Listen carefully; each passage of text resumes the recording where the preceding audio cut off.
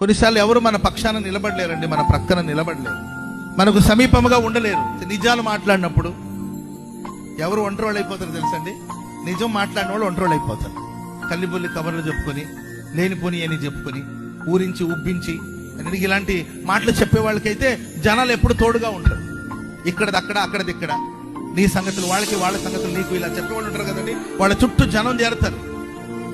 ఆ మాటలు చాలా ఇంపుగా ఉంటుంది, ఆ మాటలు చాలా చక్కగా ఉంటుంది. కనుక అనవసరమైన మాటలు మాట్లాడే మనుషుల చుట్టూ మనుషులు పోగైపోతూ ఉంటారు.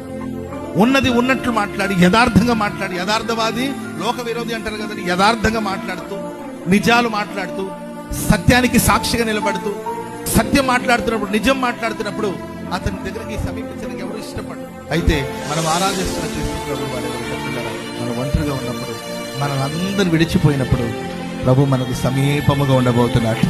స్తోత్రం చెప్పండి గట్టిగా.